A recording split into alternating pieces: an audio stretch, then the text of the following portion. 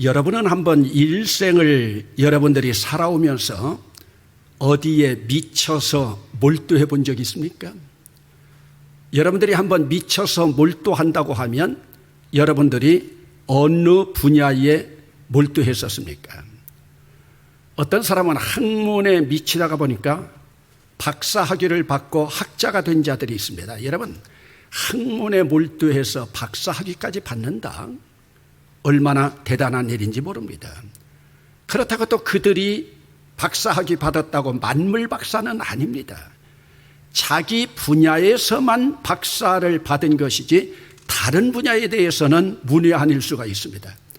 제가 대학에 이사로 일을 하다가 보니까 이사들이 하는 일 가운데 가장 큰 일이 그 대학을 맡아서 이끌어갈 총장을 선임하는 일입니다. 때때로 총장을 선임하다가 보면 총장 선임의 기준이 박사학위 소지자여야 됩니다.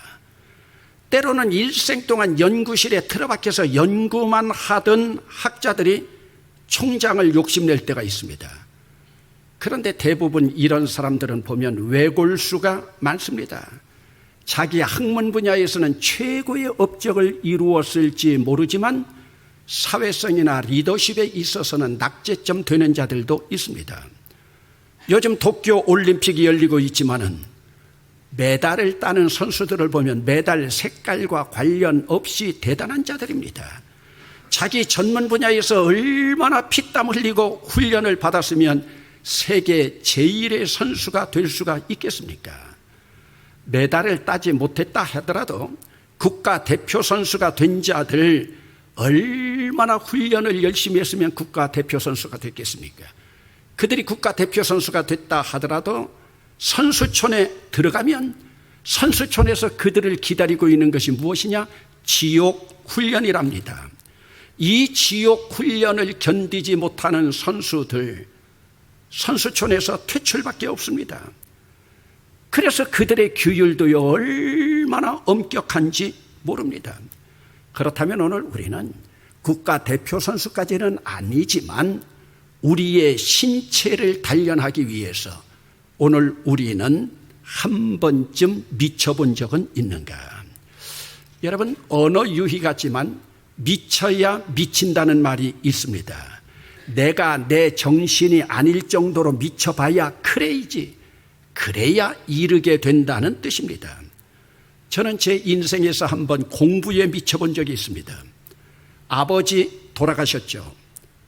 어머니는 고등학교 진학을 포기하고 취업하라죠. 먹고 살기도 힘든데 등록금은 언감생심이죠. 어머니와 함께 건사할 어린 동생들 4명 되죠. 완전 사면초가였어요. 이때 한번 제가 공부에 미쳐봤어요. 하루에 4시간 이상 잔 기억이 없어요.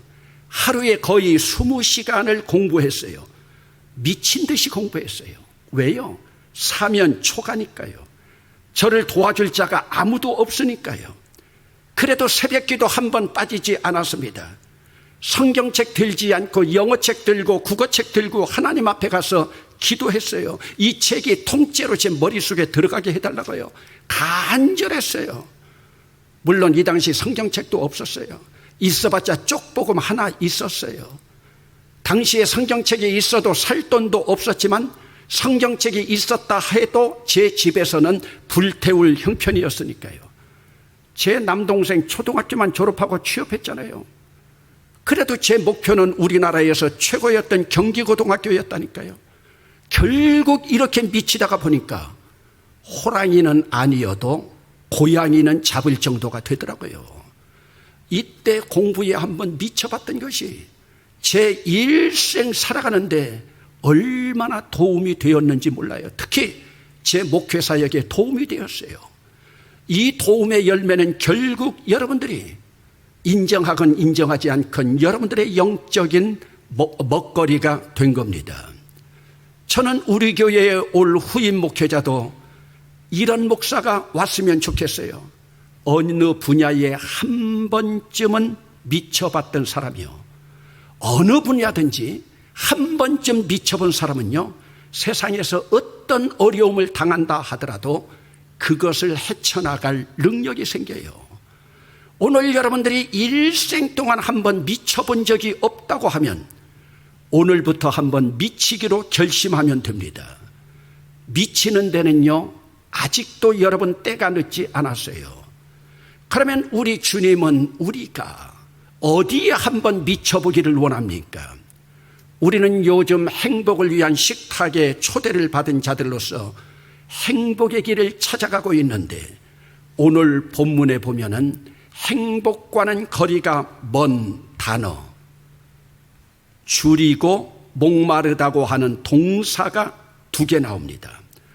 여러분, 세상에서는 배부르고 갈증이 해소되어야 행복한데 우리 주님의 식탁에서는 한번 줄여봐라, 한번 목말라 보라는 말씀입니다. 무슨 뜻입니까?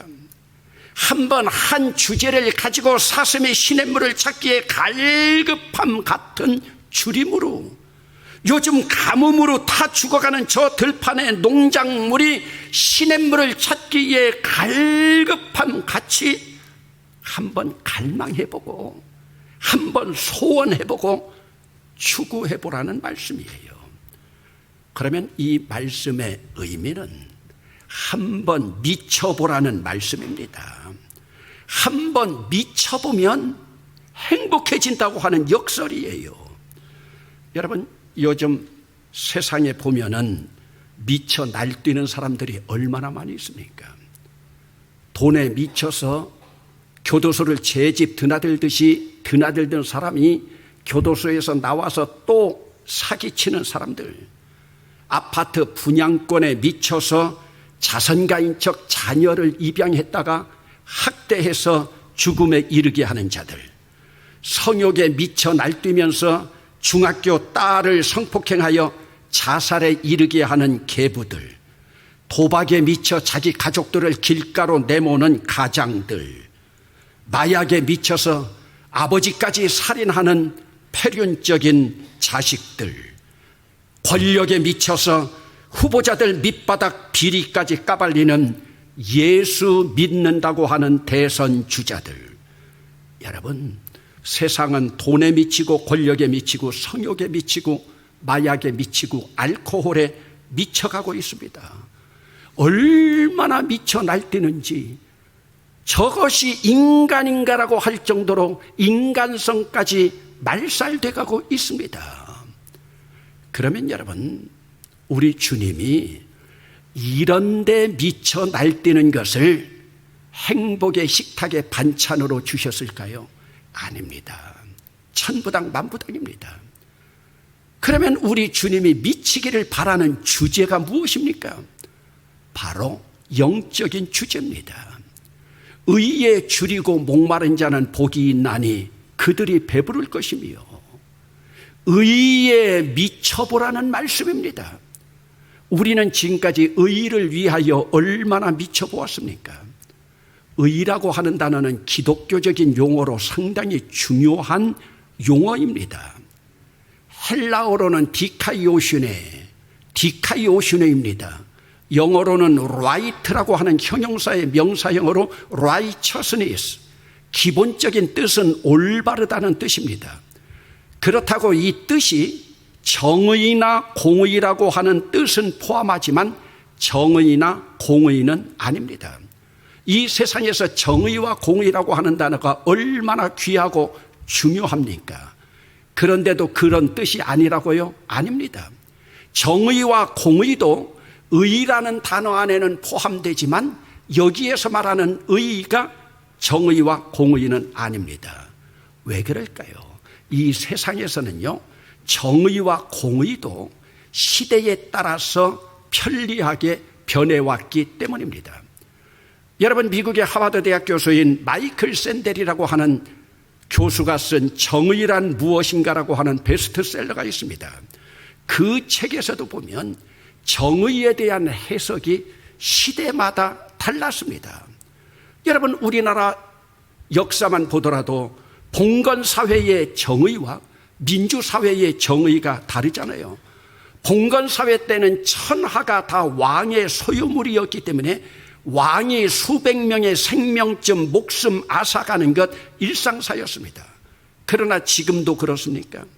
중세시대 교회의 머리라고 하는 명목으로 교황이 종교 재판에서 자기 적대 세력들을 단두대에 세웠습니다. 그러나 역사는 단두대에서 사라진 인물들을 종교 개혁자로 추앙하고 있지 않습니까? 그러면 여러분, 과연 의라고 하는 것이 무엇입니까? 로마서에서는 말씀하고 있습니다.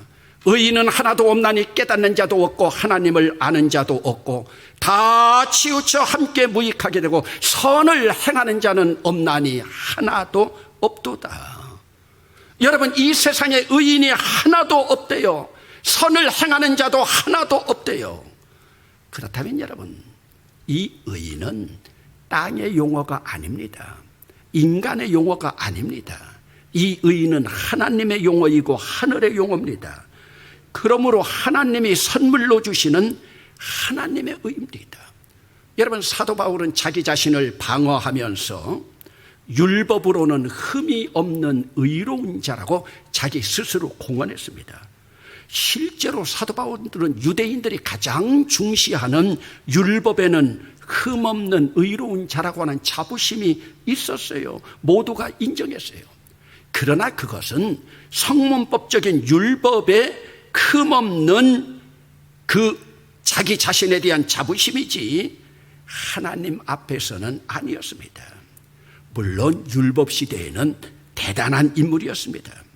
그러나 사도 바울이 자랑하던 그 율법에 대한 의도, 하나님 앞에서는 걸레조각과 같고 배설물과 다르지 않았습니다. 여러분, 빌립보서 3장에 나오는 말씀입니다. 그러나 무엇이든지 내게 유익하던 것을 내가 그리스도를 위하여 다 해로 여길 뿐더러 또한 모든 것을 해로 여김은 내 주 그리스도 예수를 아는 지식이 가장 고상하기 때문이라.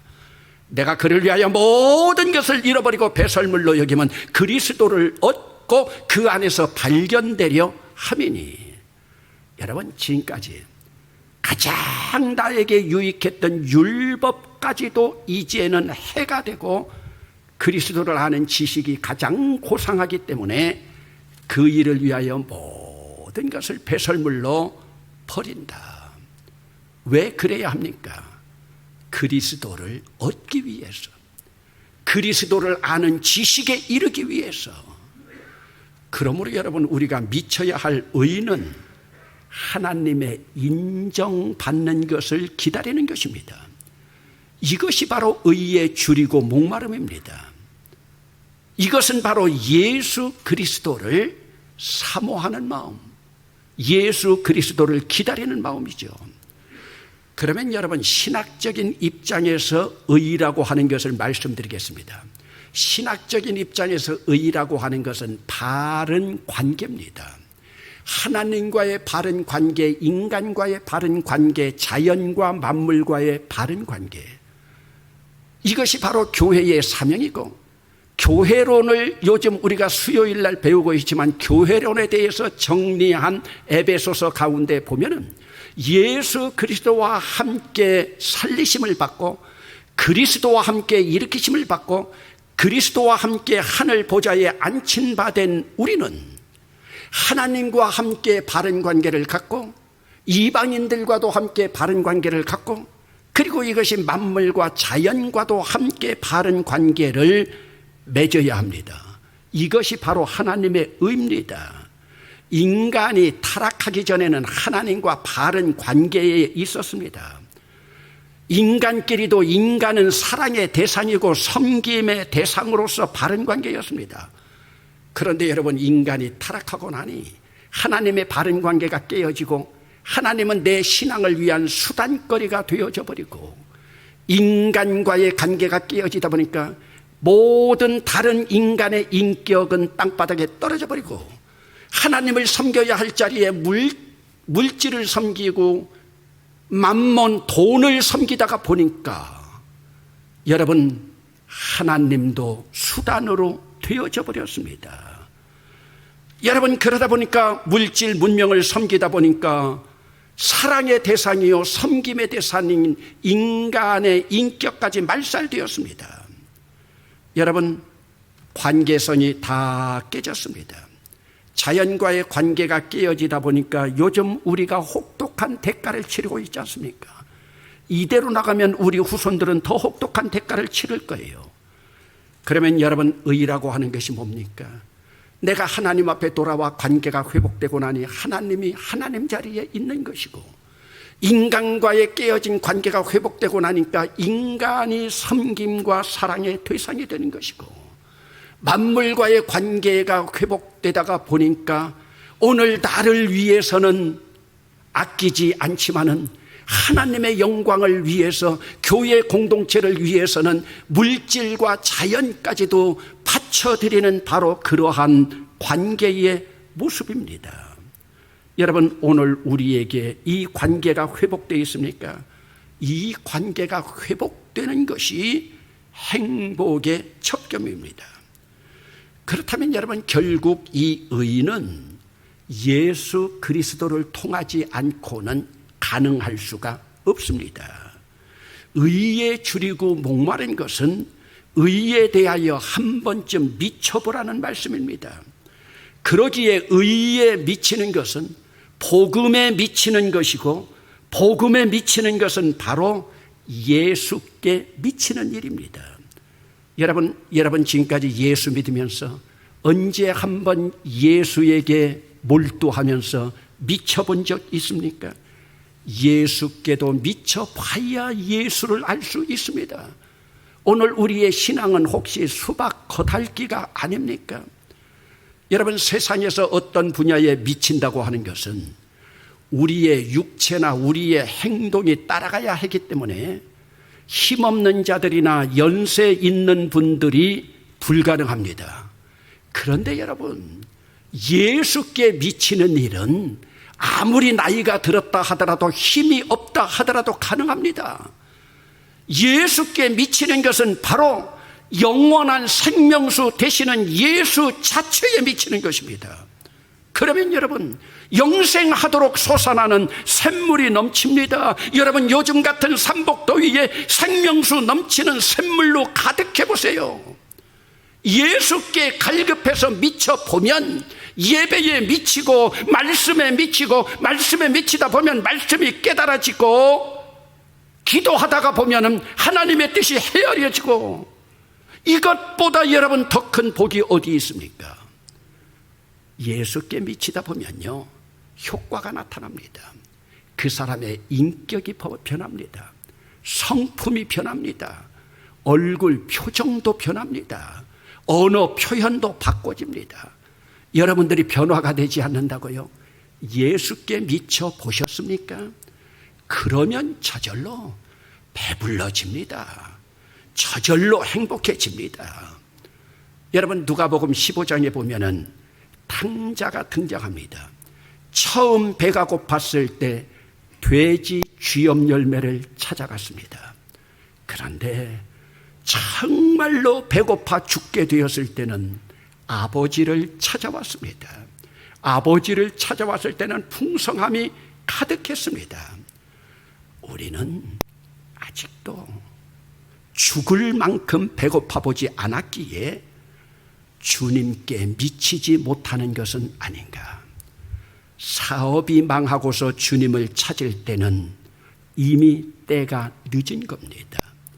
자식 죽고 나서 주님 찾는 데는 이미 때가 늦은 겁니다.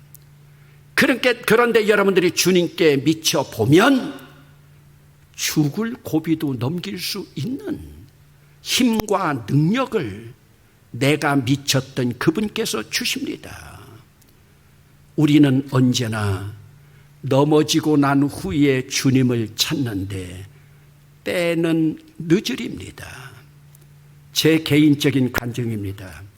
예수께 미쳐보면 예수를 즐기게 됩니다. 아무리 천재이고 능력이 있고 노력한다 해도 여러분, 즐기는 놈을 못 따라갑니다.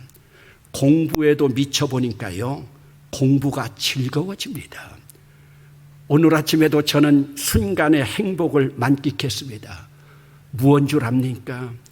공부하던 제 볼펜이 잉크가 나오지 않는 거예요. 저는 그때 가장 행복합니다. 얼마나 글씨를 쓰면서 공부했으면 볼펜 잉크가 나오지 않을까. 그리고 제가 쓰는 잡기장을 다 쓰고 쓰레기통에 버릴 때 행복합니다. 왜요? 미쳐봤거든요. 그것이 바로 즐거움이 아니겠습니까? 예수께 미쳐보세요. 예수를 즐길 수 있습니다. 여러분, 저는 요즘 예수를 즐기면서 살아갑니다. 미치면 즐거워집니다. 즐거워지는 것이 행복 아닙니까? 여러분, 우리 인간 내면 깊은 곳에는 하나님만이 채울 수 있는 깊은 공백이 있습니다. 이 세상 것으로는 배부를 수가 없습니다.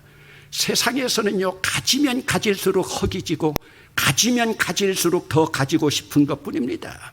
하나님만이 나를 천국으로 인도할 수 있고, 하나님만이 나를 위로할 수 있고, 하나님만이 나를 천국 양식으로 배부르게 하실 수 있습니다.